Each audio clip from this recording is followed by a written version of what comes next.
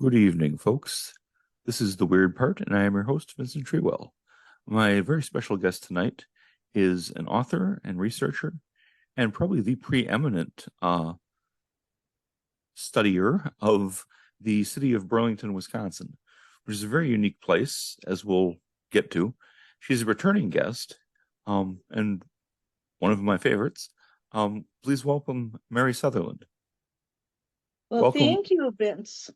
Um, I thank you for being having me as one of your favorites too. I like that. This I is like that almost a lot. Well, you're more than welcome. This is always a good conversation. You have some fascinating material that you really don't find anywhere else. And, I guess we can jump right in. I was listening to a live cast you did, I believe, last week, and you were talking about a series of tunnels that were under the city of Burlington. Right. Can you tell us about that?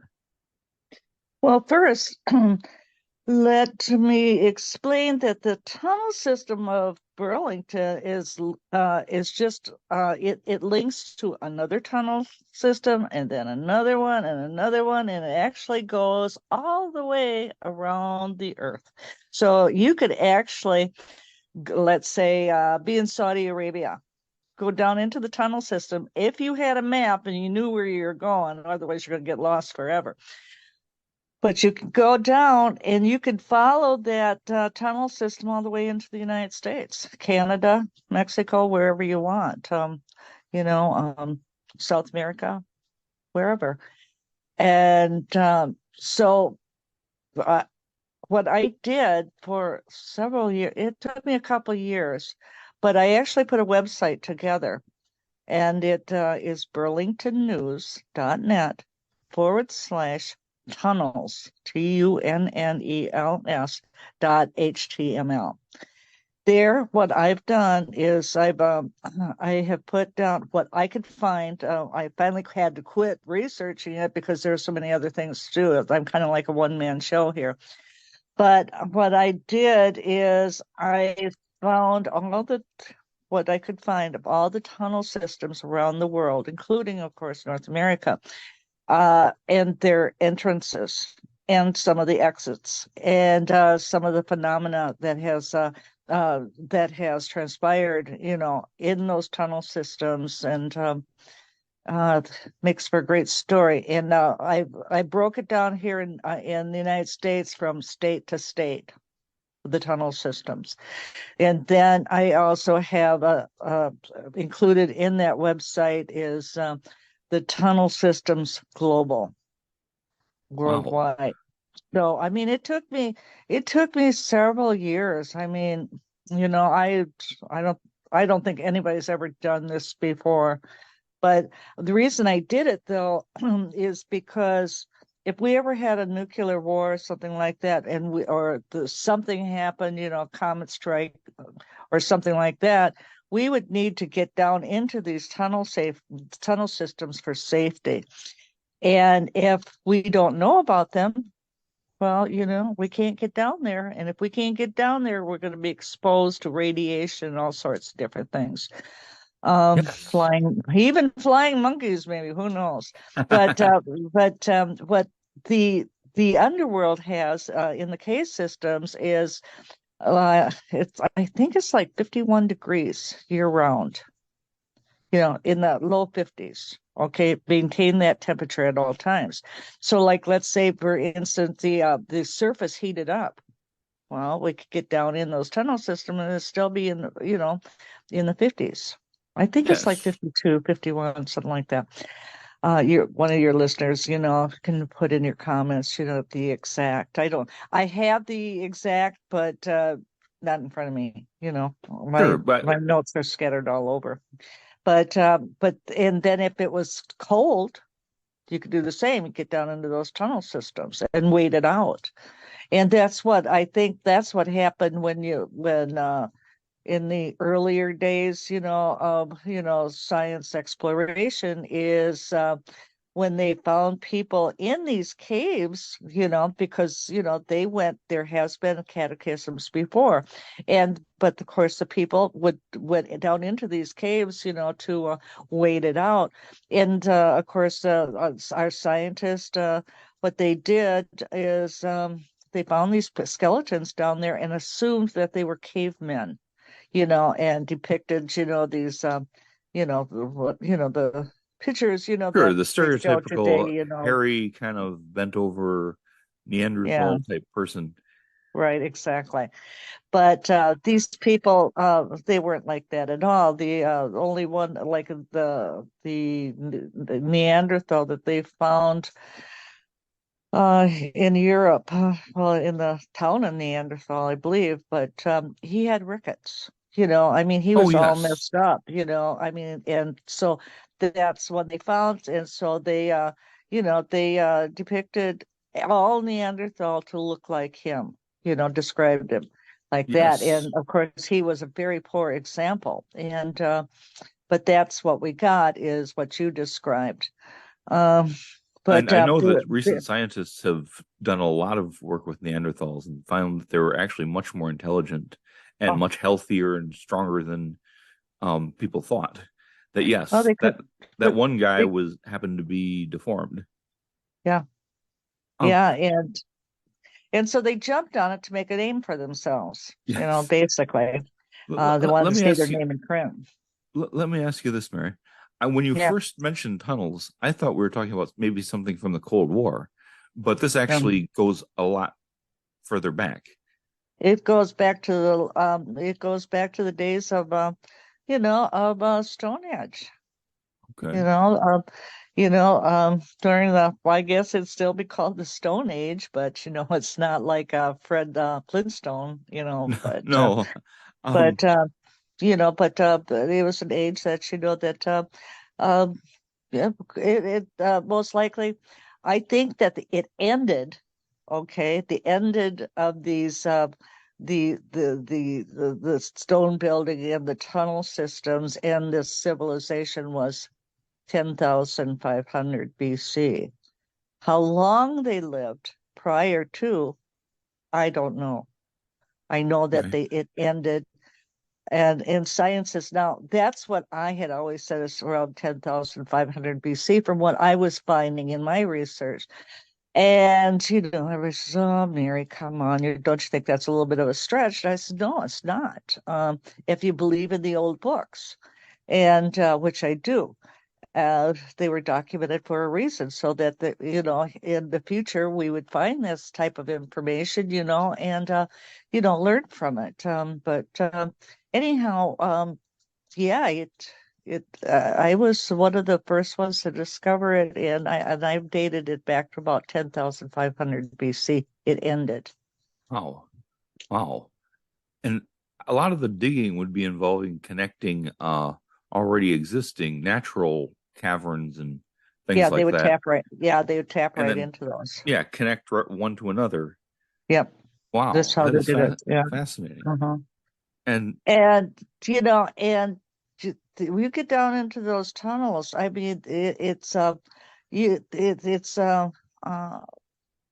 bricks, handmade bricks, wow. archways, paved roads.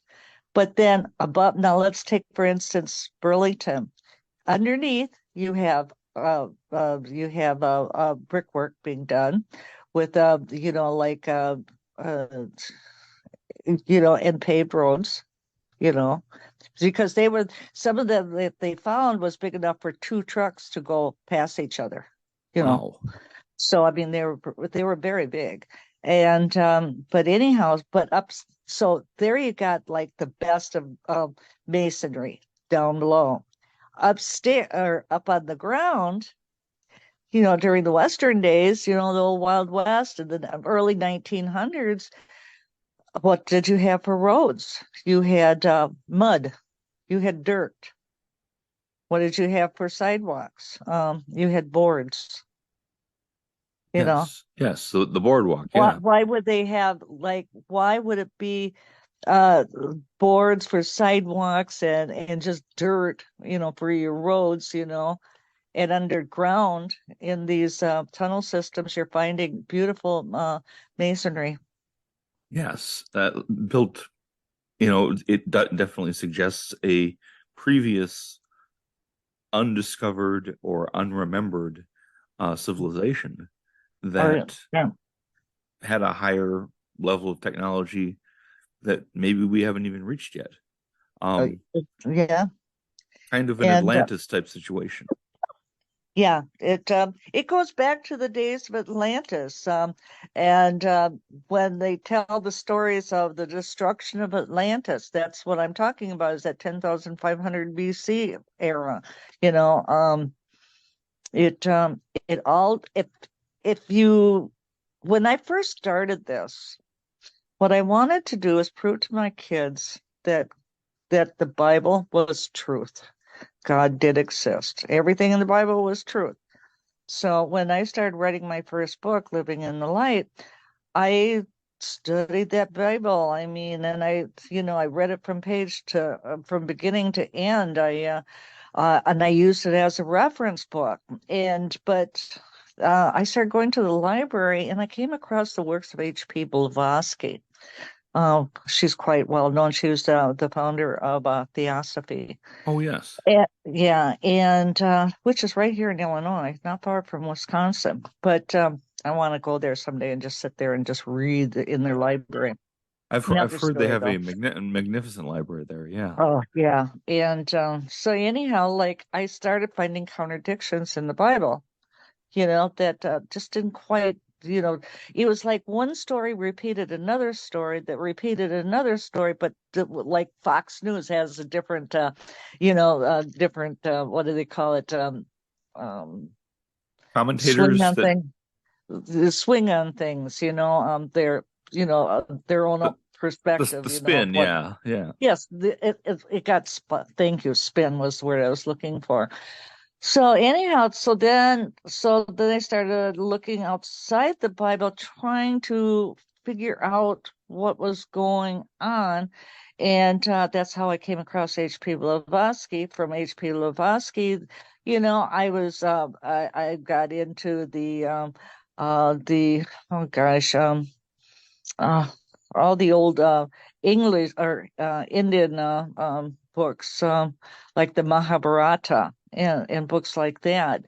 And I started reading them, and I was finding a common core among them all, one story among them all, but that talked about that there had been the earth went through a great devastation, a cataclysm, and there was wars going on at that point in time among the giants, of course, and the giants or the Atlanteans were giants. Noah and his family was giants. The Bible speaks of giants, and we have recessive genes right now where the giants are coming back. You see people are, I mean, right now you see a person 7 foot and you don't think anything of it. Well, in the 1940s, something like that, boy, if it was somebody was 7 foot, boy, they were like put him in the circus, But yeah, Yes, but it was the an oddity. But it's all not around an the world, oddity people have anymore. gotten taller. Yeah. Yeah, and see things are coming back the way it was, through I imagine the recessive gene. But I got lost in my thinking here. No, Help me. that's absolutely fascinating. But yeah, but anyhow, I think your question was about how long ago these tunnels were made. But the tunnels were made for specifically to get around in case because of the things that was going on the surface. Native American Indians had the stories of living down in the tunnels, in the inner earth, and that they would send somebody up every once in a while onto the surface to see if it was habitable again. And some didn't come back, so they would say, okay, well, it didn't work this time, and later on they'd send somebody else up until finally they that last person found that the surface was once again habitable. So they came out of the cave systems, out of the tunnel systems, and started rebuilding. And but the tunnel systems still remain, and they're kept very secret.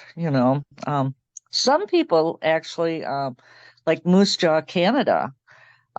They use their tourism, or they use their tunnel systems as tourism, because Moose Jaw, Canada was one of the liquor runs of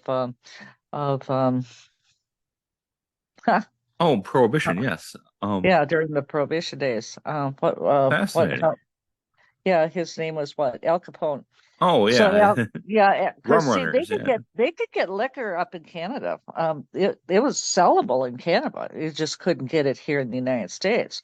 So they had a liquor run coming from Chicago up through the Burlington area up into Canada, into Moose Jaw, Canada. And anyhow, so what happened was, after that whole thing was done and over and everything went back to normal again, this truck was going through in Moose Jaw, and the ground gave away. And that's when they realized that there was tunnels under there. And then the stories, started coming out about Al Capone. And so what they did is they opened up those tunnel systems for tourism, and they had made quite a lot of money. But now I remember one of the Mormons, the Strangite Mormons, came to the Sci-Fi Cafe one time, and he was telling me that they have the tunnel systems, in Voorhee and that, but uh, that I guess the townspeople of Burlington wanted to do the same thing as Moose Jaw and open it up for some sort of an attraction.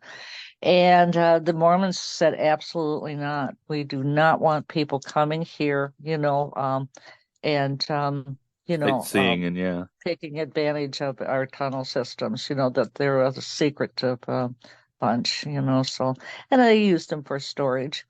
Now, the tunnel systems have been used for a lot of things. The main thing was to protect the people from what was going on the surface.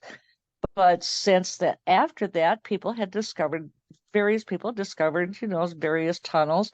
Then they were using them for traveling around in, or for storage. They were running, uh, right now they're actually being used for drugs. So in Madison, they had a big bust, because they were getting well, another story. Okay, let me stick to the other one. But anyhow, then they started running slaveries, or they were like The Underground Railroad. abolitionists. Yeah, the abolitionists were moving slaves from the South up into Canada. And in this And case, the Underground Railroad was sometimes yeah, actually uh-huh. underground, literally underground. Sometimes it was underground. I mean, if they could use the tunnels, great. But I mean, they also had the homes, above surface, that were still part of the underground, underground Yeah, the railroad. Underground Railroad movement Yeah. helping people escape slavery into Canada. hmm Yes. Yeah. And Wow. so What everybody you thought that it was all underground, but it wasn't. It was just a Yeah, term. it's usually more of a term for just secretly moving people, not Yeah. usually actually under the earth, but in this case, Right. sometimes under the earth. Um, Under there. you mentioned the cafe, the hmm sci-fi cafe. That's kind of a perfect segue there. Um, what can you tell me about that? Did you own that place for a while, or what was the story? No, I leased it. And it's I had the Sci-Fi Cafe actually consisted of one. Let's see. Oh, it was big. It had a lower level, and the floor level, and the lower level I had set up as a haunted house. so people could, and I had all these animations down there and, and drawings, and people would go down there, and, it was like Halloween all the time down in the lower level. And then the upper level, that's where the cafe was, but we also had a theater room, we had a library, we had great meals. And then it was what I originally intended it for, and it worked, is that I wanted a place that people of like minds could go to without worrying about ridicule. So people could, where it was set up where people could come in, have a cup of coffee. They could stay all day. I didn't care, and because it was an information center too. So people would come in, they share their stories about seeing a UFO or coming across one of the underground cave systems or whatever, and they would just, they would have a good time. And the only rule there was you never made fun of anybody else's story, whether you believed it or not, you no No, ridicule.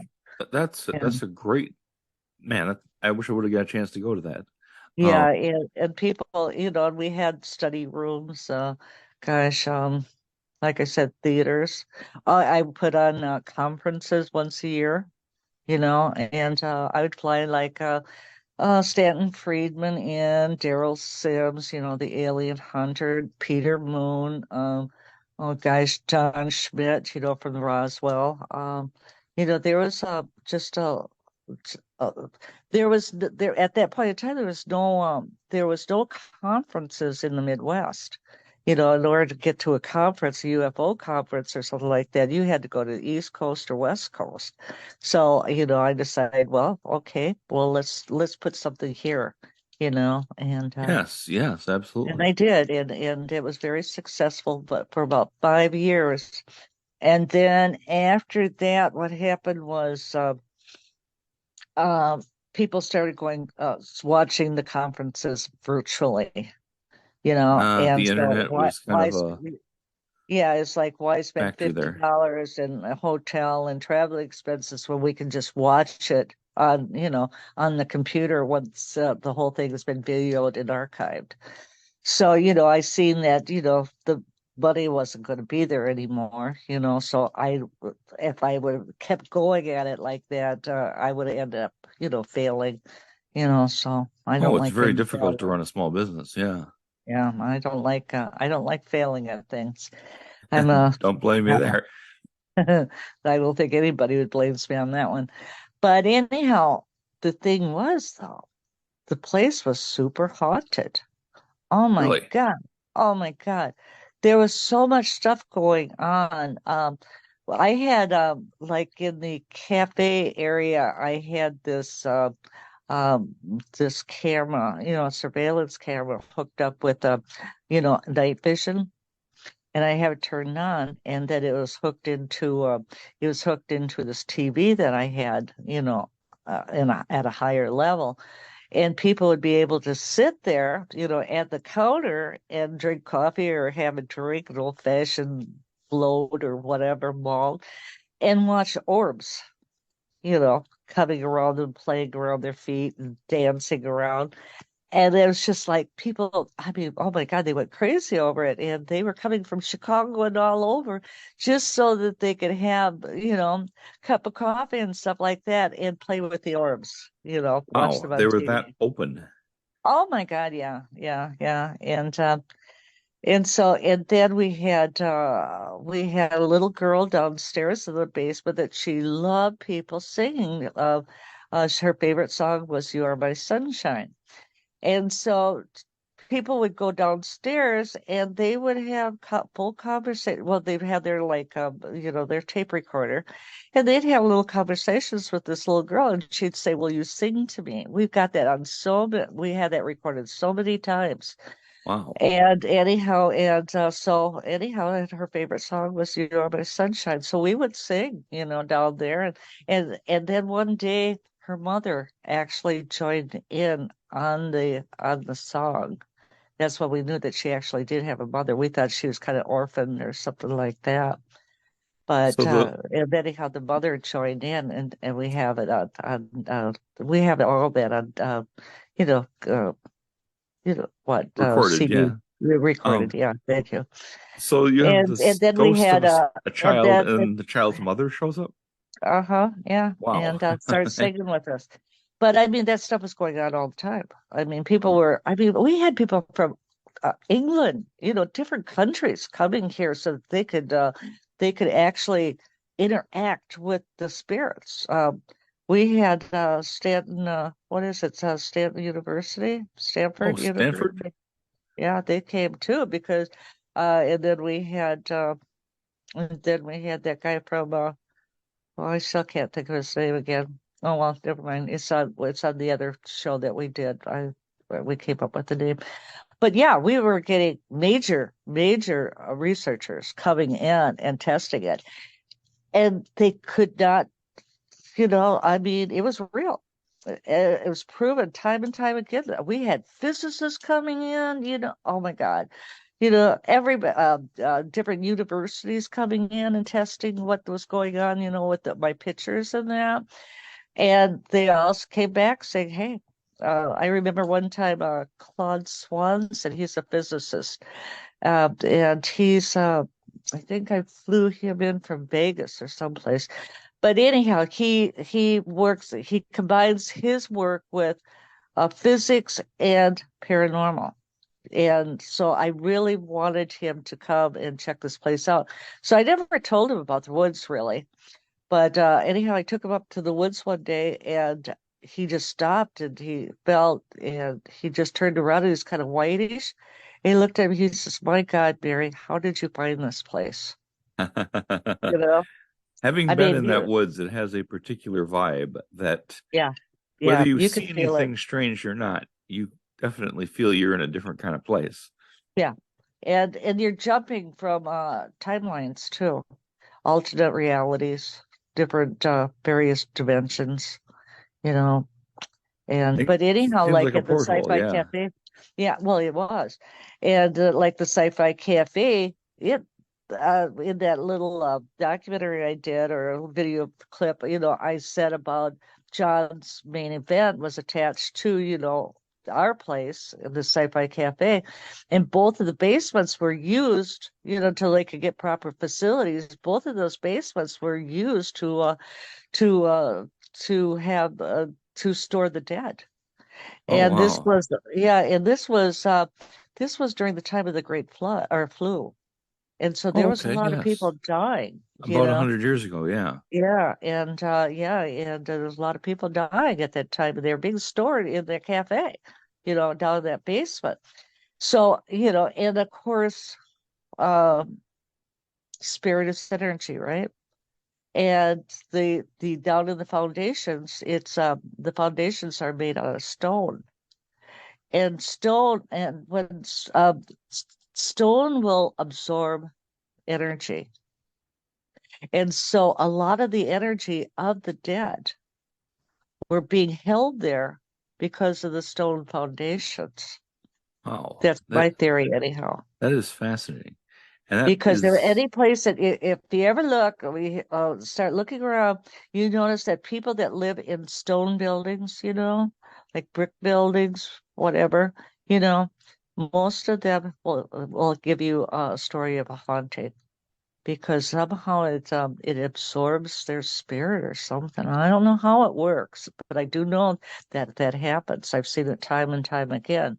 If you want to, I've especially certainly if heard that theory, yes, that and especially like in the stone what holds was it, up until energy. 1950 or something, huh?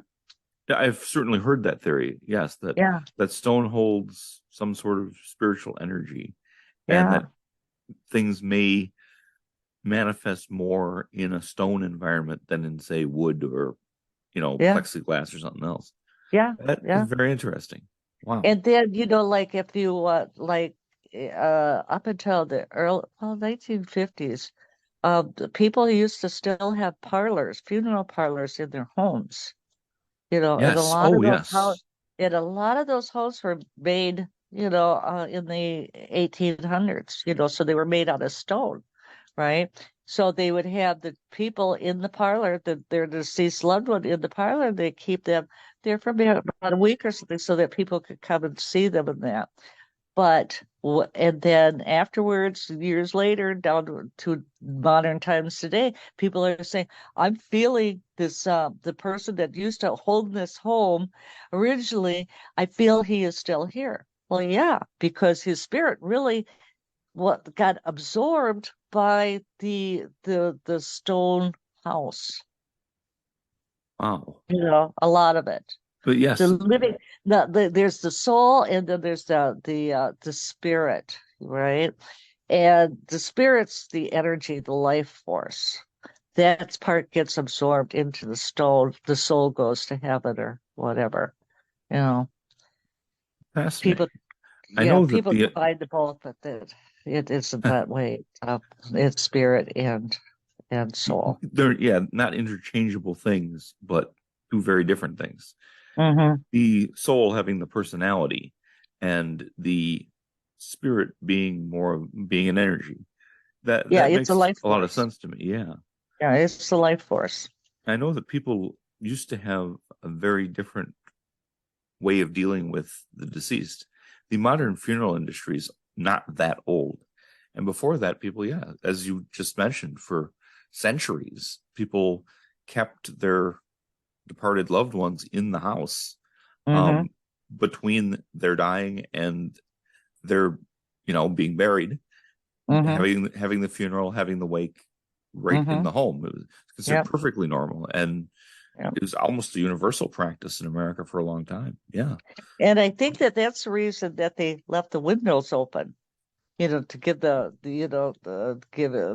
soul, the chance to leave, Yes, without. to this day, in particularly in the South, that people still do that Hmm. and have somebody keep around the clock watch on the departed and things like that. I know it's a part of a lot of different traditions, and in the South, and also amongst the Orthodox Jewish people, and it's something that still goes on in some quarters to this day.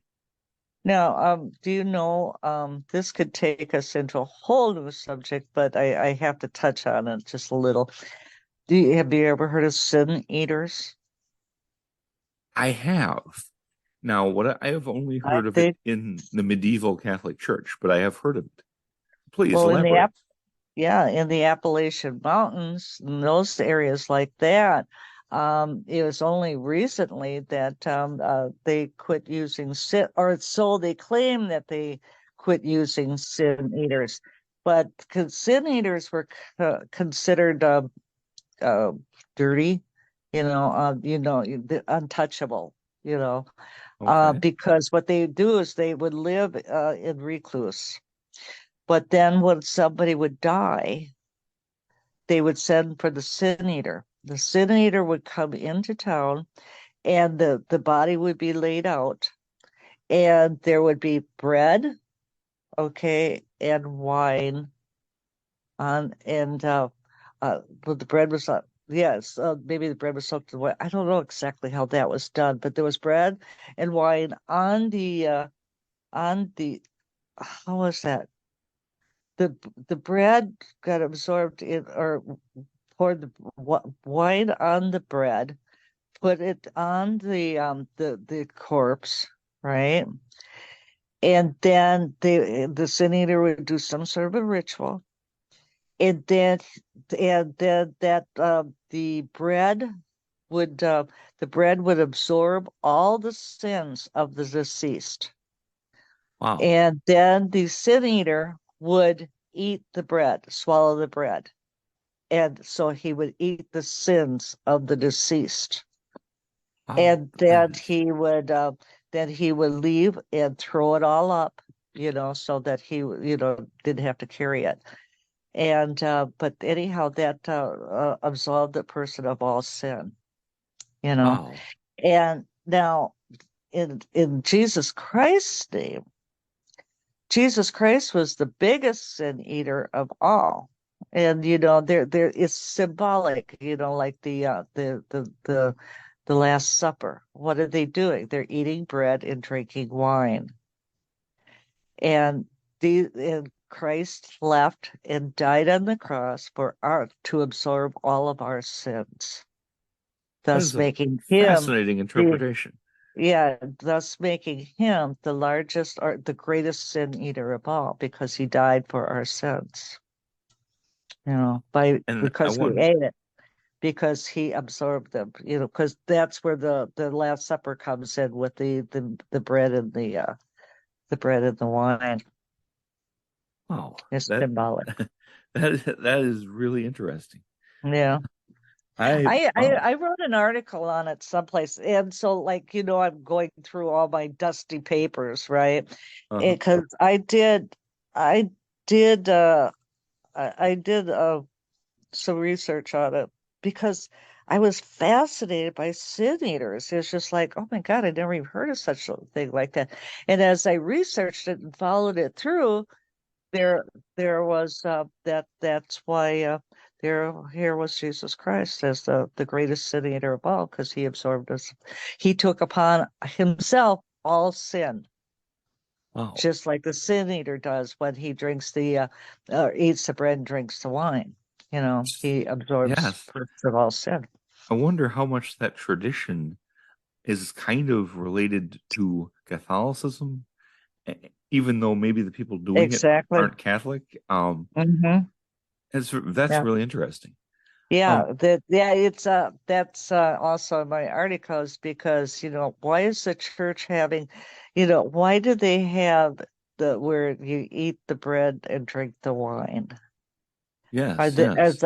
Are the people absorbing the sins of the church I and had never tricking thought of it people that way. and tricking the people into thinking that it's just a tradition thing, in honor of Christ? That is Well, if a it's in honor of Christ and they're using bread and wine, then it's in honor of the sin eater. And whose sins are they absorbing? Can't possibly be Christ because Christ is gone. wow. I got a That's crazy that's way of something thinking, that I have never heard of that before, but No, that no, does because make sense. yeah, well, I mean, that's what I do for a living, is follow these little, chords, and see where they Yes. take me. Sometimes it takes me to a dead end, and sometimes they'll come up with some great things. And I really thought that what I discovered with the sin eater, I thought that was very, very important. And they say that there was a movie on the last sin eater, you know. But I don't think that I think that traditionally up in the deep parts of the Appalachians and and in the various mountain areas, I think that it's still carrying on. They just don't tell people about it. Very few traditions ever really completely disappear.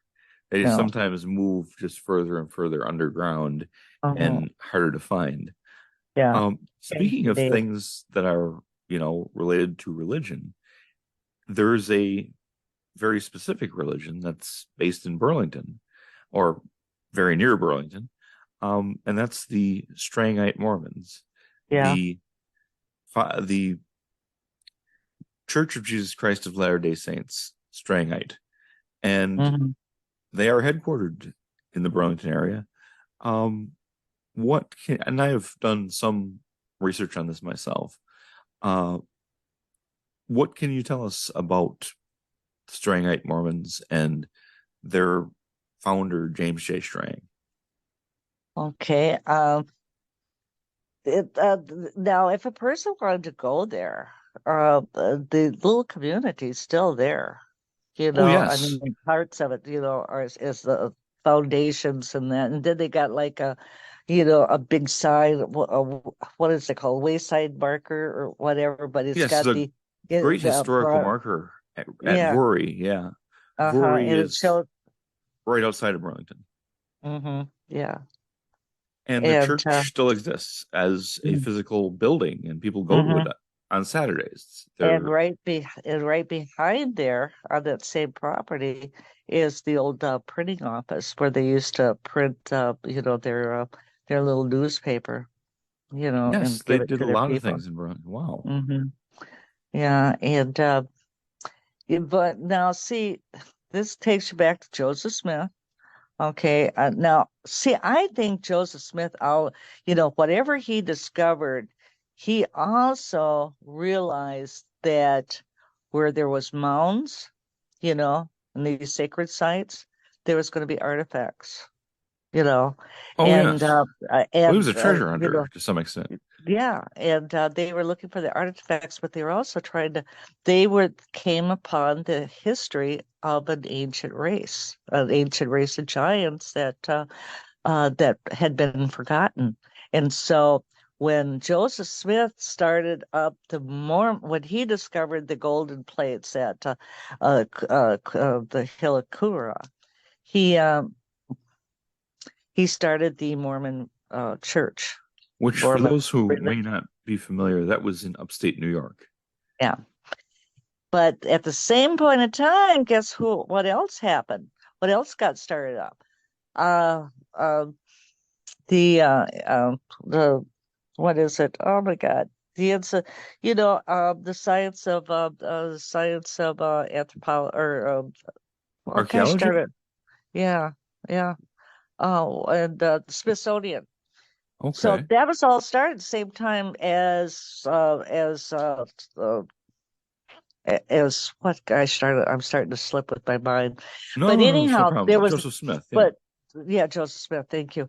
But what happened was it was a race between the two, government and Vatican, religion and Mormonism. It was a race to find all this information on this ancient race and grab the artifacts as well.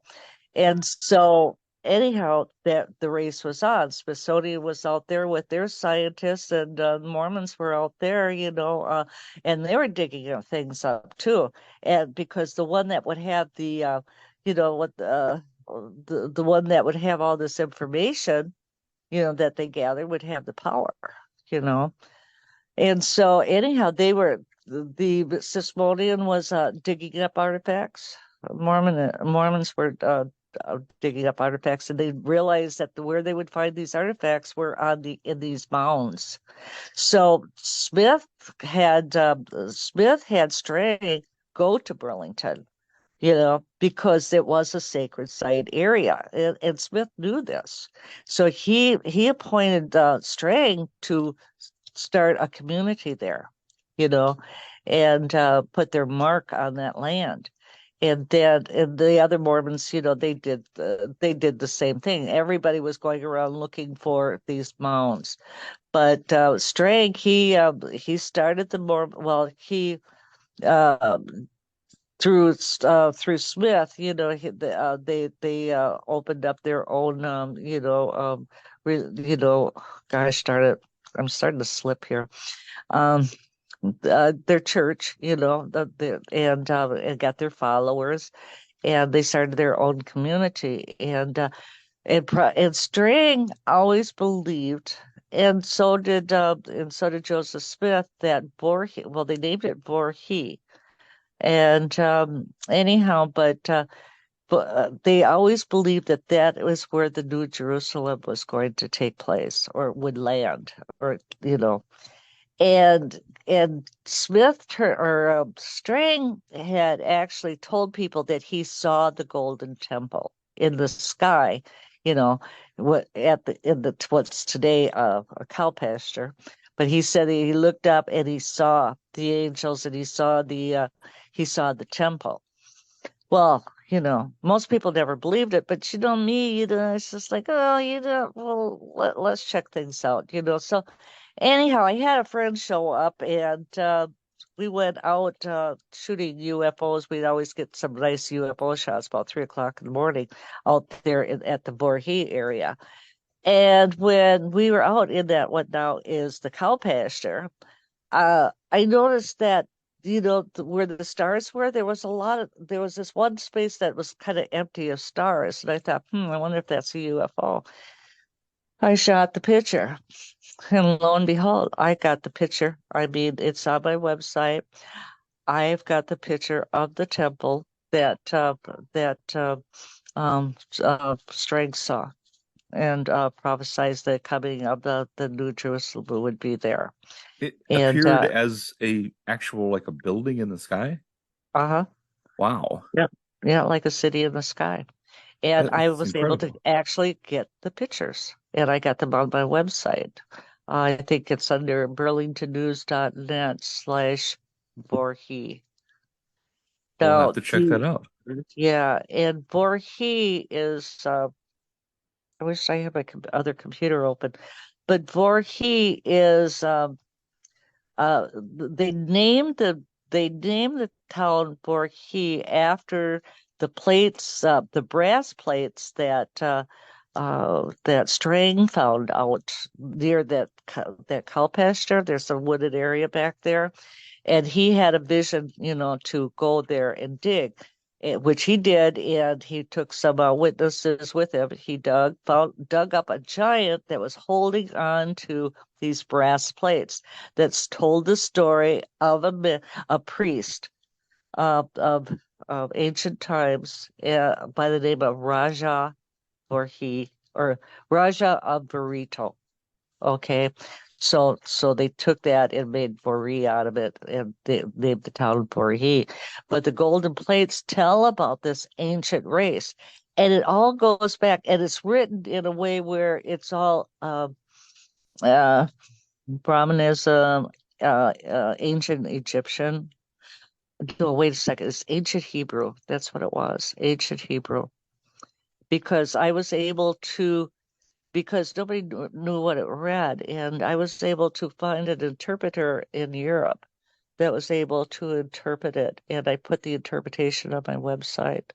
And you'd find it under, well, you can just go Google and then Burlington News and then comma Voorhee. And you'll find some amazing stuff that I uncovered about ancient battles there. Because in the plates of that priest, it tells of the battles, the ancient battles that took place. It's just amazing stuff. But Oh anyhow, yes. and I to guess I this should. day, yeah, to this day, the Strangite Mormons hold that whole area, very sacredly. And Oh the yes. town and the t- uh and the house that Strang actually died in is still remaining. It's not set up as a no historical mark or anything like that, but it's a stone built. It's a stone right across from that wayside marker on the other side of the road. You'll see a stone house that people are living in, renting that, Wow. but actually they're renting it, and that was the house that Strang had and died in, Wow. with Yes. no historical marker to mark the spot. I It's guess I should crazy. just mention for our listeners that may not be that familiar with Mormon history that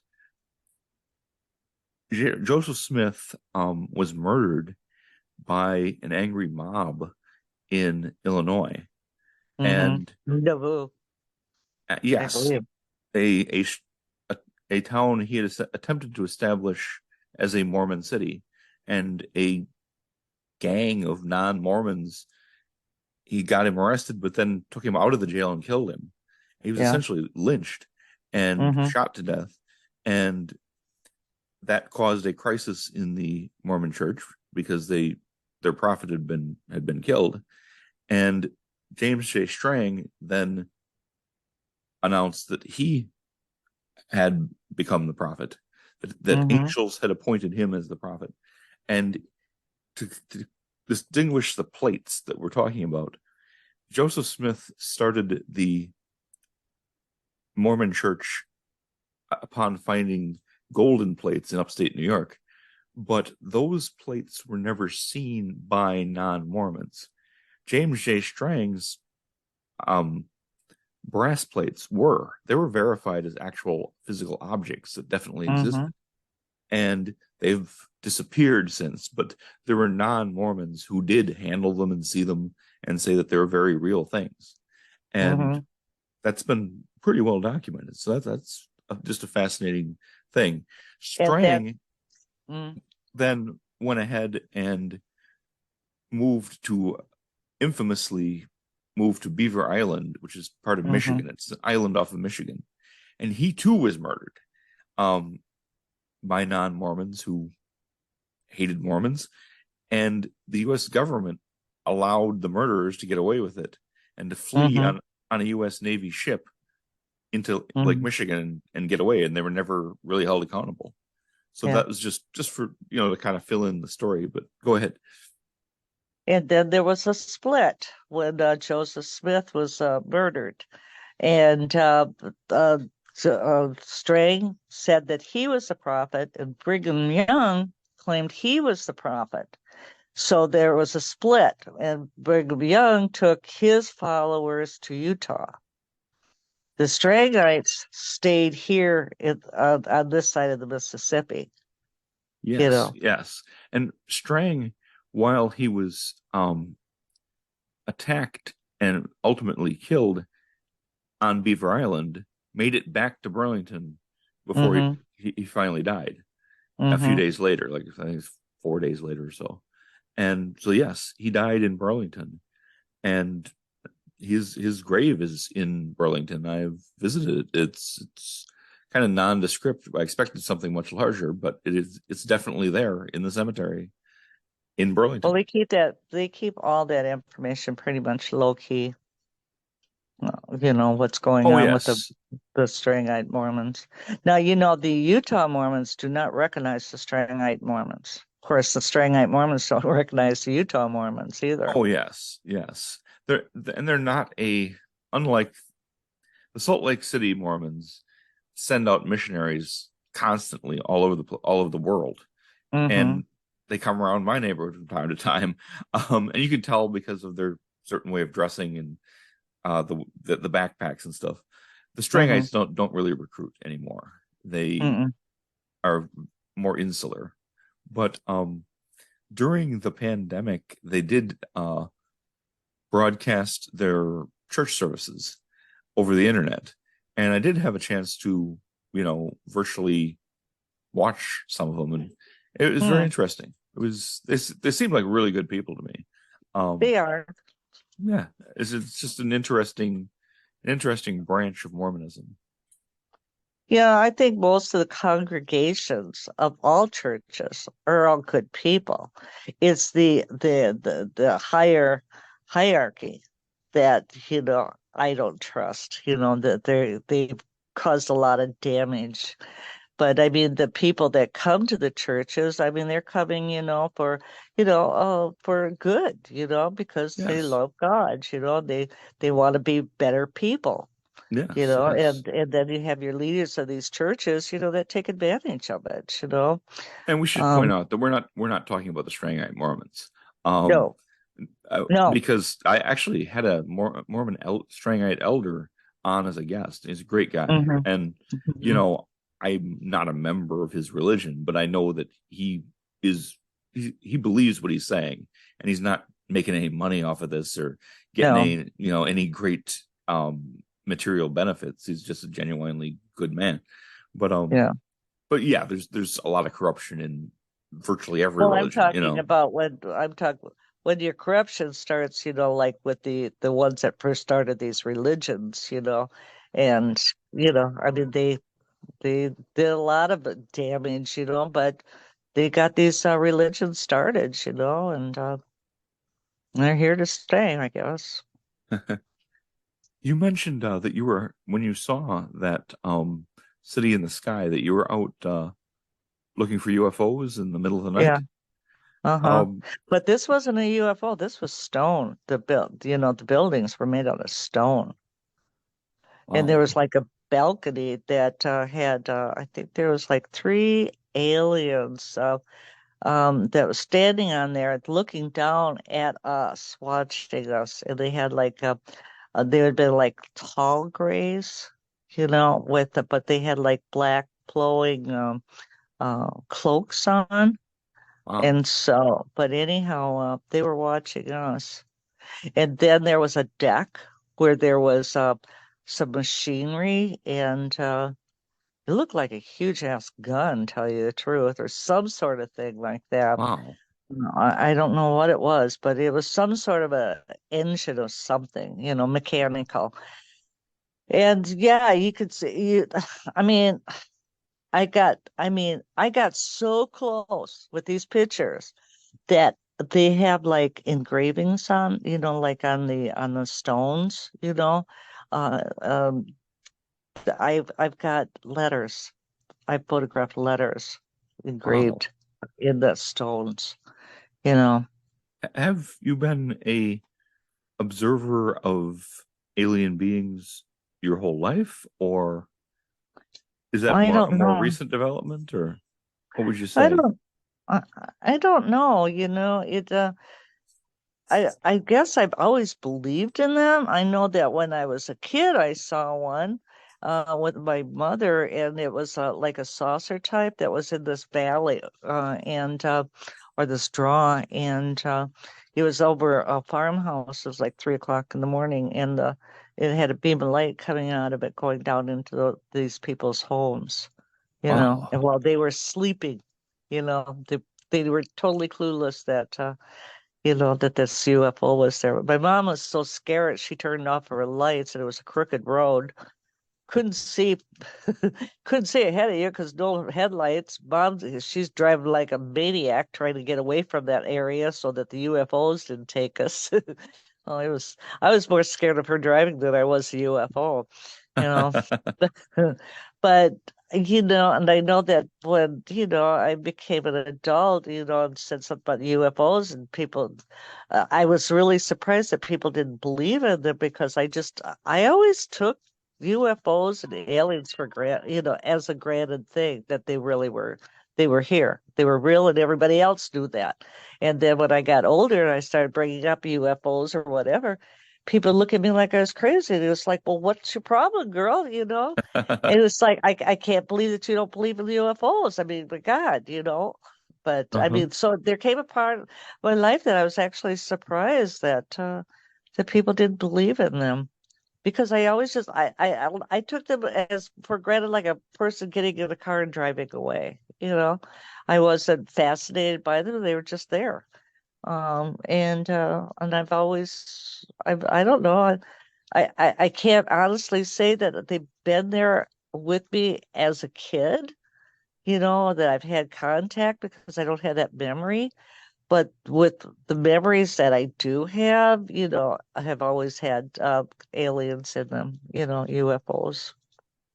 Wow. I'll always believe in them. Well, Yes, we've absolutely. photographed UFOs so many times, my husband and me. Oh my God. We oh, that would take another. Well, that's why I'm doing shows now, and I'm putting up these video clips and things like that, is because, these little stories that I'm telling you and your audience tonight are things that, I don't have in my books, or, there are some things I got in my books, but there's those little tiny details like what we've been talking about, you know, Yes. it's I've probably never ever talked about it really, and I like sharing information with you, Vince, because I know that you're a true believer and you have that interest in Burlington.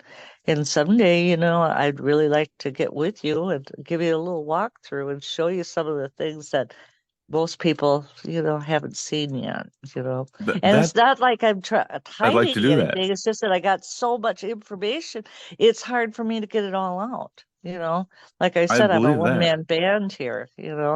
Like this morning I worked until, 5 o'clock this morning, before I finally was able to crawl into bed, because just trying to get things organized to get paperwork out and do my shows and talk with you guys, and you know, yeah, Well, you go through it. Yes, it can It's a lot be of work. it can be a lot of work. Yeah. And It's a lot of work, especially when I you're only one person doing it.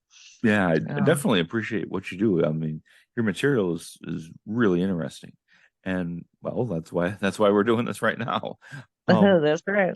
there's something you mentioned about the woods and about the cafe, and that was like different realities, different dimensions.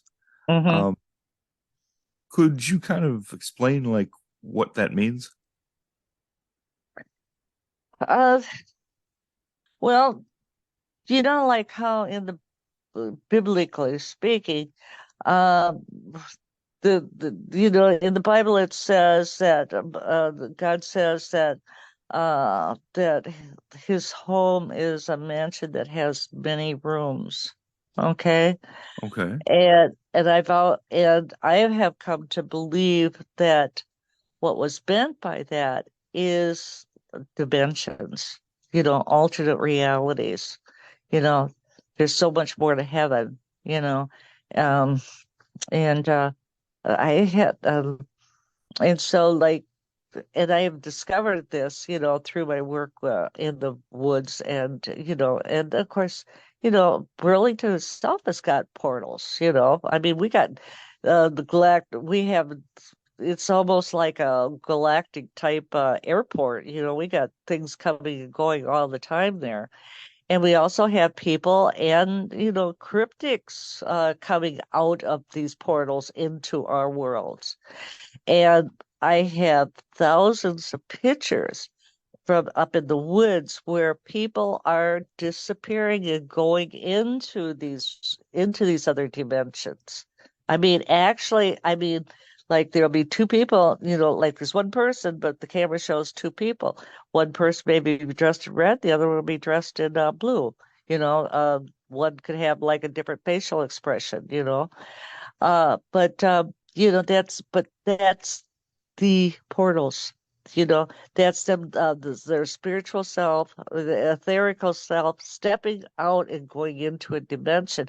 Sometimes the doorway opens up enough where we can actually photograph the other dimension with that person in there. I got a video on YouTube. This one was fascinating. A video on YouTube that is called The Green Man. Okay. okay. And the news channel, what TMC, what is TMC or something like that. Anyhow, from It'll be a Milwaukee TMJ. came, yeah. Anyhow, they put it up because they were there. One of them And was there. Eh, what did No, they no, that say? was no, Is no. it I a take green no, man? I take that. No, I take that back. That was another one.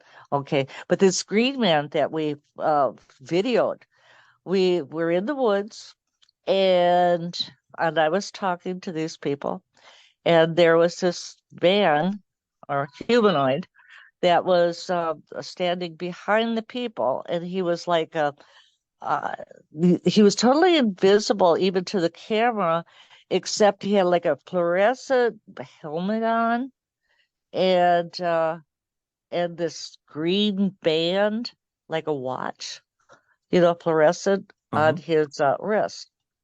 And then it showed like these shoulder pads or something that were fluorescent green too.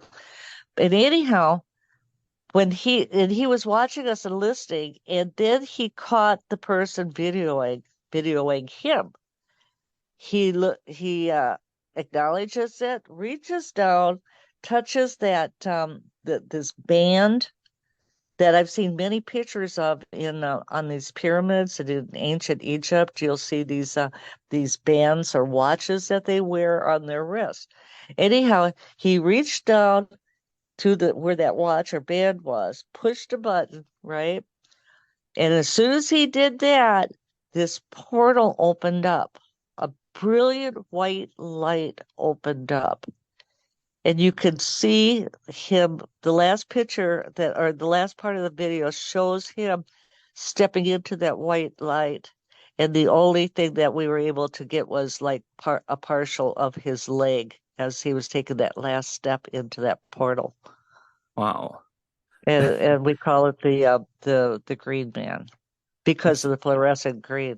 And yes, it's the yes. same type of watch that, that you see depicted on the walls in ancient Egypt, of the like the gods. Always the gods were always carrying like these little power packs, and they were always have like a band on their wrist too. And Yes, which is yeah, obviously not the kind of watch that it's not a Rolex, it's no, something no, it's a high tech something that yeah, yeah. See enables the interdimensional travel or something. see the Earth has been. I mean, the people we call them aliens, but off-worlder, let's say, they've been coming and going to Earth, probably ever since Earth began, and we just wasn't once the great cataclysms hit, and our memories were taken away, they were forgotten.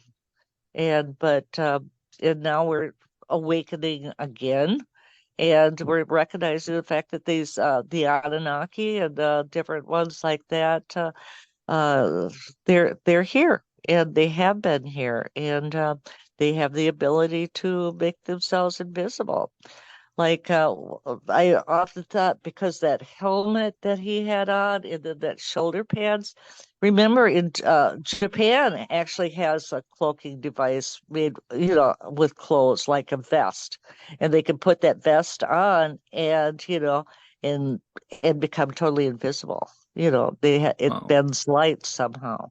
So if we can make invisible cloaking devices, why can't the green man do the same thing? Or, maybe it's a lost technology that we're just again learning about. Yes, But I it's a, have I have heard about that cloaking being used in the special operations in the military as a yeah, relatively recent invention, but obviously other societies could have invented that a long time ago. yeah. That's really interesting. Um, Well, it's just lost information that, I mean, nothing's new. I mean, it's just lost information that we're awakening to now. And I hate the word woke. You'll never hear me use that. It's just like, no, no, oh, I don't you know, use as a that one much writer, myself you either. know, as a writer, it's just like, ugh, when I hear somebody or see somebody write that word, it's just like, oh my God, that I word wish doesn't even that exist. that one that's one I could lose out of the English language just fine. Well, They'd be better for everybody, Um, well, it's just like, how much silliness will a person, go for, to accept, yeah. these people. Where was I? Where were, And then I I was going to think ask you last about. year, okay, go for it. Um, no, I was just thinking, and great, I lost my train of thought as well. But what? Oh, just the whole time spent in the woods. What would you say is the strangest thing that you've seen out there? The Green Man or something else? Oh, let's see. Oh, my goodness sakes. I Oh, believe you've had oh, quite wait a a few minute. experiences. Oh, Say, yeah, this one was kind of cool. I was doing one of my UFO conferences, right? Stanton Friedman was there, Daryl Sims, the alien hunter, was there, Frank Joseph was there, Peter Moon, all those guys were there, right? And doing the conference. And then that night I says, well, let's all go out to the woods. And Great, or Stanton Friedman, no, I'm too tired, and most of them says, oh no, been a long day, I'm gonna hit the bed. And I says, yeah, you might see some UFOs. Oh well, that's okay. But there was a few that went. Okay, Frank Joseph was there. I think Peter Moon was there. There was a few of there was a few of them there. And so anyhow, we got out into the woods, and there's this what we call the sacred circle. It's like it's like an open area, a circular area in the woods, in the middle of the woods. And you can see that there had been like ancient mining or something going on there. And, and then further on down, of course, there was like we found an old ancient village. But, up there where that circle was, so I was talking away and somebody yelled, they said, Mary, Mary, there's a UFO, there's a UFO. And, and I said, yeah, okay. And they said, no, seriously. And I looked up and right over us, almost, it was, it came down low. And anyhow, people are taking pictures. They were getting down on their knees, saying, they're just, they were just acting crazy. And there was probably like 40 some people there, Wow. you know, 40 some Um, that and I think that was I think that the yeah, that's when TMJ was there. Yeah. okay. Wow. I think I gotta look that up. But Mhm. anyhow, I know that there was some news people there. But anyhow, they came down, okay, and one came in and hovered right over top of us, and people were praying and crying and all that stuff. And then he moved over, and a portal opened up, and he flew into that portal, into that doorway. Wow. And then another one comes right over us and hovers. And then it goes right to the same spot, shoot, disappears into that portal, gateway. And I think that's how they're using people say, well, that's a lot of miles to fly. Well, it's not if they're using wormholes, portals, because it's like taking a piece of paper and you got it nice and flat. You measure it from A to B, and it's like what, 6 inches, whatever. And if you're traveling like that, it's going to take a while. But if you take that paper and you fold it over and you run a hole through that folded paper, traveling from A to B is instantaneously. Yes, that's fascinating. That Yeah, and I if you think can that is go, what they're doing is they're using wormholes to travel through. And if you Burlington could just do that, happens to be yeah. one of those places that has these permanent portals or wormholes, whatever you want to call them. But they are really wormholes. Government calls them wormholes, we call them portals. That Tomato, is tomato.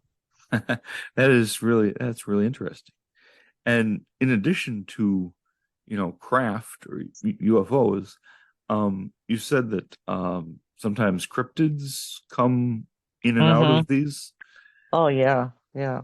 What Well, I are we think what talking like happens there. Bigfoot or Yeah, big. Well, let's see if I've seen anything. Yeah, I've gotten some different types of beings that I can't describe. That really aren't there for the people I've ever seen, so it's kind of hard to describe them. But mainly the Bigfoot is what I was always interested in because there's a family up there, and I like these guys because of the fact that they're they're not mean, I mean that you hear stories, of coming upon some of these Bigfoots, they'll kill you, you know but this is not what this family is like. And so, but what they'll do is they'll throw rocks, just to let us know that they're there. They'll throw rocks, but they never ever hit us. They'll make their noises, and but I think what they're capable of doing is their eyesight is set up in a way where they can actually, like a cat or a dog can see spirits where we can't. I think that these Bigfoot have the capability of being able to see the entrances into these portals, doorways. And so when they step in, they just disappear. I had a police officer, a county officer, talked to me about right outside of Burlington. He spotted a Bigfoot over at Bung Recreational Park, And anyhow, so it was winter time. I So should he just, I'm stopped the car. just sort of interrupt, but I should just clarify for listeners who are not from this area of Wisconsin that the Bong Recreational Center, which people make a lot of fun of the name, but it was a military pilot named Major Bong who sacrificed his life to avoid crashing his plane into a crowded area and lost his life in the process. And that's the Bong Recreational Center is named after him. So that's what we're talking about. But please And go on. it's yeah, and it's known locally for an underground facility. He calls secret, but it's no longer a secret. And Wow. because of me, because I wouldn't give up. I knew there was something there, but I finally was able to prove it out that there was a underground facility and there was UFOs coming and going all the time up there. But Facility of the anyhow, US as government or yeah. No. Well, okay. there was US government plus UFOs. Apparently those whatever it was working with our government, you know. Wow. And so based on witness reports, what they've seen up there. Sure. And so anyhow, there's I think he was Racine County Sheriff or he was Walworth. I can't remember which one. But I think it was, yeah, it had to be Walworth. Well, anyhow, he seen a Bigfoot in the field there next to the woods at Bog. And so he stopped his vehicle, turned around, went back. And when he got back to where he had saw it, he parked the car, got out, went over the fence, and he see the footprints. Didn't see the Bigfoot anymore. He saw the footprints. And he started following the footprints. And then all of a sudden, we're talking snow on the ground. So he was following the footprints in the snow. And anyhow, he got so far in, and all of a sudden, the footprints stopped. I mean, where's the Wow. footprints? I mean, and now, this was a police officer. Yes. And he's telling me this story, and he's because he was kind of like, you know, what the heck's going on too.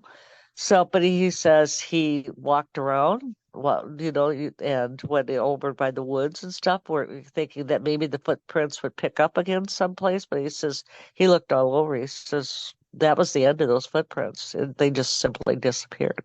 And you hear Wow. you hear that all the time.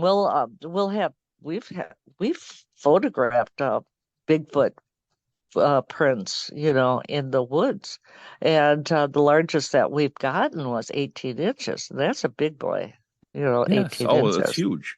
Yeah. I have to mention that two friends of mine, um, Joshua Cutchin and Timothy Renner, have written a book about Bigfoot encounters called Where the Footprints End. And Oh, so that really? oh yes, because that's a phenomenon where you'll have these prints and they just stop, Yeah. and there's no normal explanation for them stopping. No. Um, that's really interesting. I wonder if Yeah. that deputy ever filed a report about that. Oh, well, they got to be real careful. I doubt if he filed a report. You Yeah, know, I that the could amount that of could cost him ridicule his job.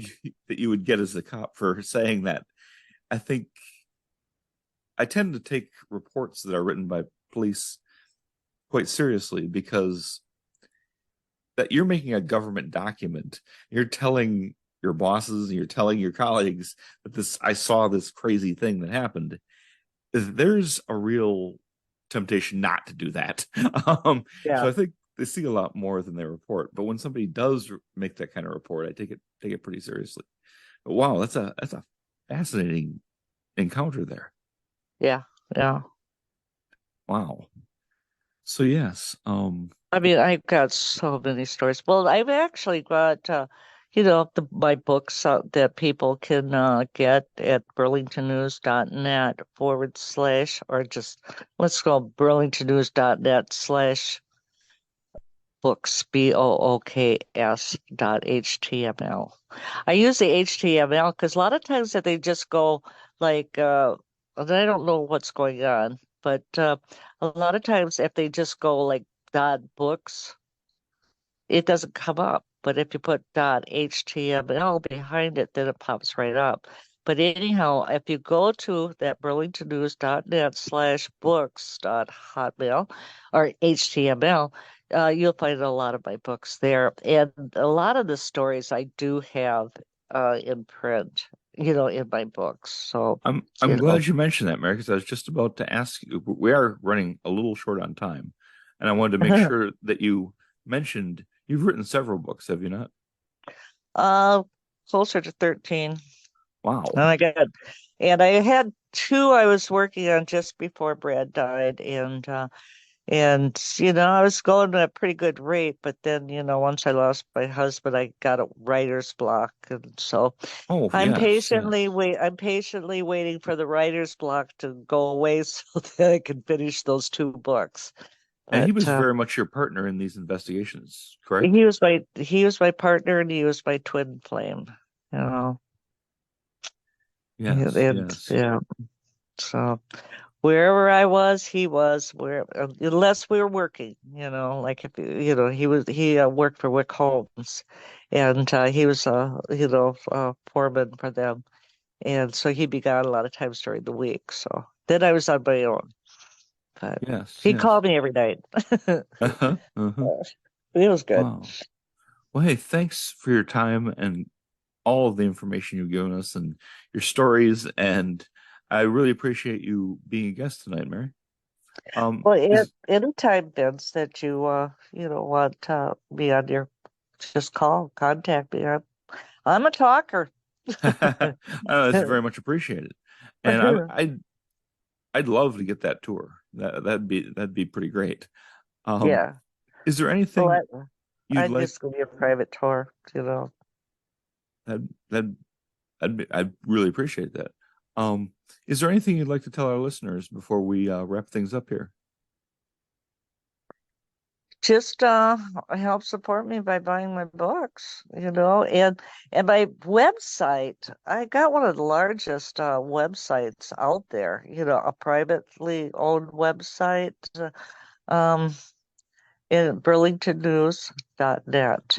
And if you get on that homepage, that'll take you to where my books are, to shows that I've done on my membership site. I do have a membership site, that I have all my BUFO radio stations, archived in there, And anyhow, so just go on over to burlingtonnews.net and kind of like look around, check her out, and I have to say it's a you'll have fascinating fun. site. Yeah. Well, hey, thanks for joining us, Mary. Folks, thanks for listening. This has been The Weird Part. I'm Vincent Shewell. Thank you and good night. Good night, everybody. Thanks for stopping by.